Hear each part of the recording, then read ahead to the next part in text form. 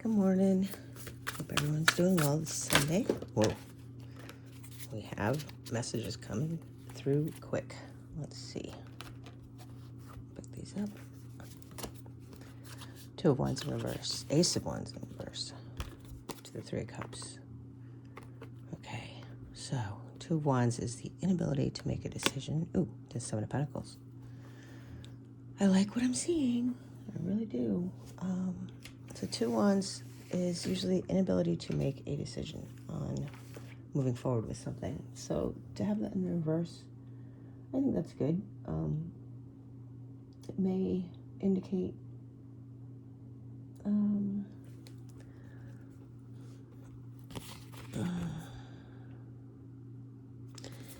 some sort of problem with travel. If you're traveling, just be careful. Make sure that you, check your car, whatnot, before you make any big trips this week. Sorry, guys, I just woke up. And I think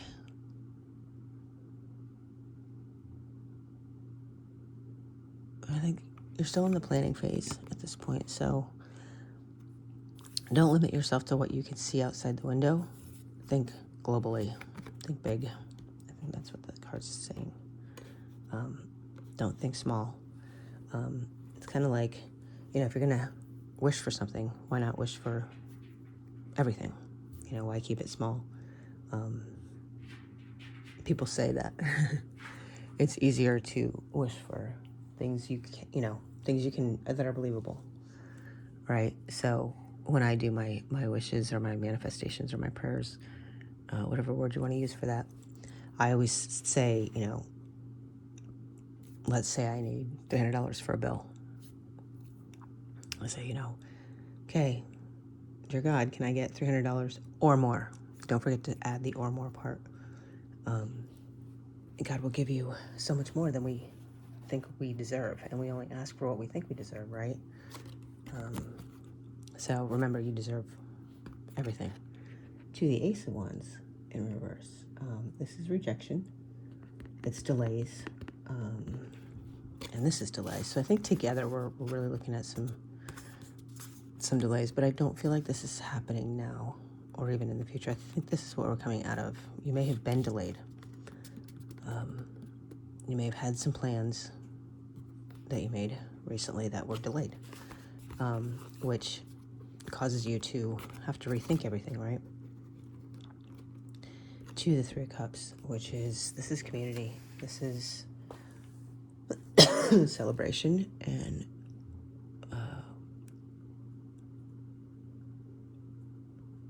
support systems, emotional support systems, because cups always represent emotions, right? So it's literally your support system and your friends. So rely on your friends. I mean, you have a huge support system, and I think that you have been. I think you've actually been taking the advice that we've been talking about to the Seven of Pentacles, and I think you're nurturing your ideas, your resources. You're allowing them to take root. You are infusing your magic into everything you touch. You're planting seeds everywhere, and they are taking root. And your magic is infectious. It is. Your community is now seeing you for the magician that you are. They're starting to see you as a teacher, a leader, and a mentor, and just overall, I don't want to say respect, because I don't feel like you didn't have that before, but I do want to say it's newfound recognition, maybe. I'm not sure. Either way, it is patience, right? You're showing the patience that you need, and the hard work that you're putting in is going to pay off. There's that romance card again, guys. I don't know if you guys forgot about him, but he's coming, or she. And coming quick. Knight of Cups, romance. I mean, it's just a romantic offer. It's going to come out of left field. I really think it is. Again, with the hat. I can't see what the tattoos are on his arm, but there's a big heart on there, and I'm not really seeing anything else that jumps out at me this time in this card. The same old, really, I guess. You know, the roses and the love letters. I do feel like the message, you're getting it, you're going to find out through some sort of written word about how this person feels about you, either text or email.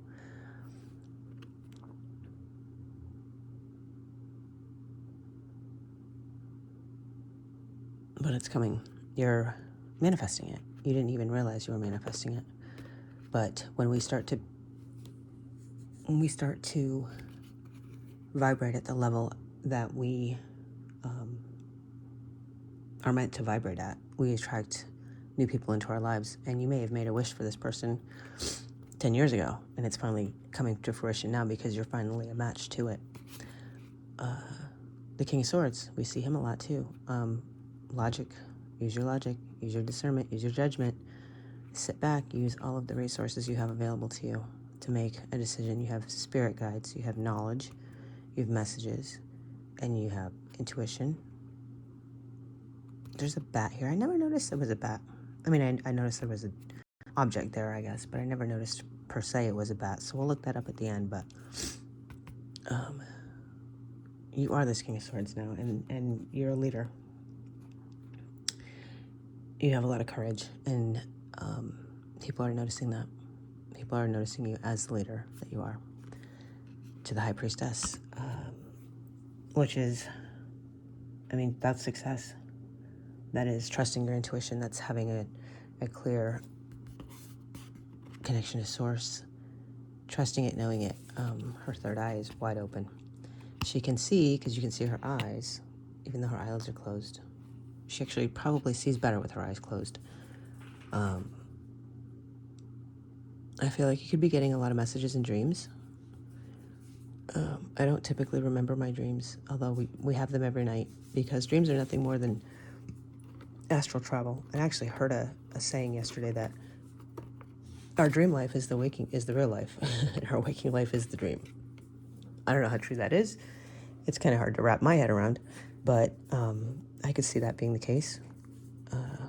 I know that there's been some movies out there about it. I think it was in Inception, the Eastern philosophy, at least in that movie, in that world, was because they had a elixir or serum or whatever to force them to fall into a deep sleep, and people would get somewhat addicted to it, right? Because the older gentleman had explained that they preferred the dream state to the waking state, and that had become their real reality, and that the waking state was now a dream. So I don't know, I'm have to think about that for a while.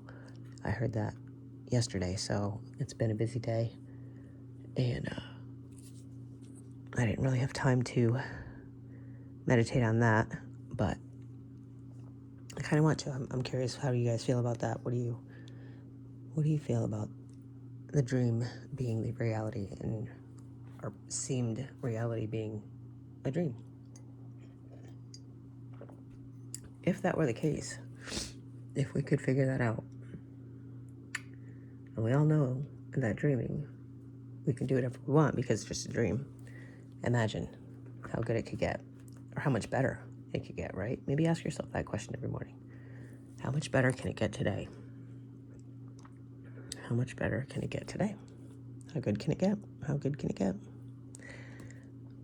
I don't even think like we need advice on this, because I think you're starting to realize that any delays that you face, to just enjoy where you're at, who you're with, be patient, put in your work, and you're gonna be successful. You're gonna have the romantic partner you desire. You're gonna be the leader of whatever it is you want to lead, if you want to lead, and you're gonna be connected with source. I mean, there's nothing more that we can really ask for at this point, right? At least for me. That's how I feel. I do want to look up the bat, though. We talked about that.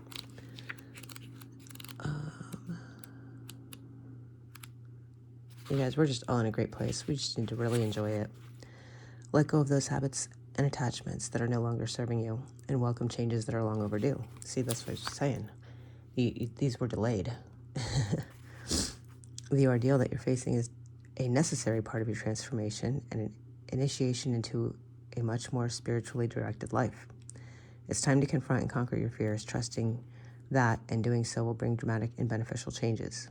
Mingle and socialize more with others, perhaps by joining ongoing classes or group activities that you think you'd enjoy. So I personally have been considering doing some online classes. With COVID now, it's much too difficult and cumbersome and dangerous to attend classes in person. So I actually kind of made a decision to do that recently. So, and these things were delayed, right? And so I think that this is indicative of our past, right? And indicative of our new approach to how we handle those delays, you know? How do we handle those fears? How do we handle those negatives that come across our path? And I try to see them as positive, all of it as positive. It's not always easy, and I'm not perfect at it. And, I stumble and I fall.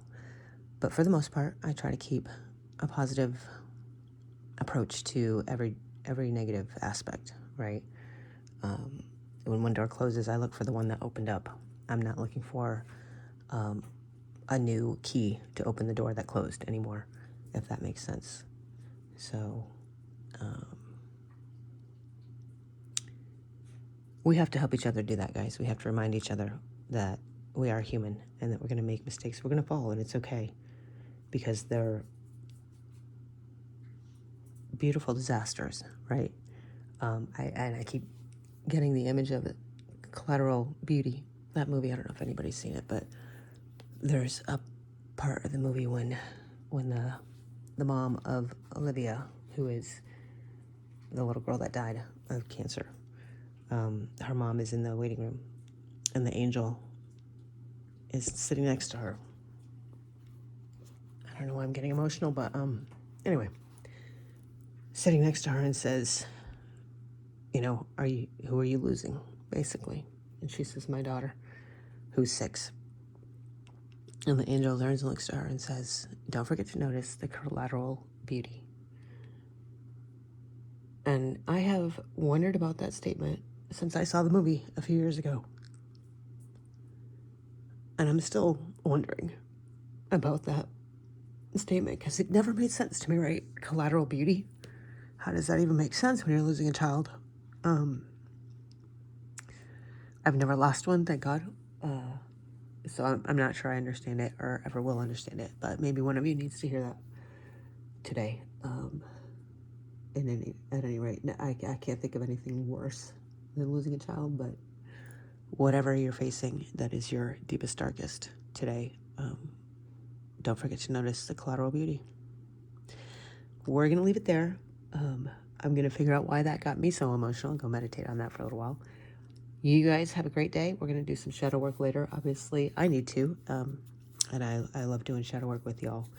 So we will talk later this afternoon. Love you guys.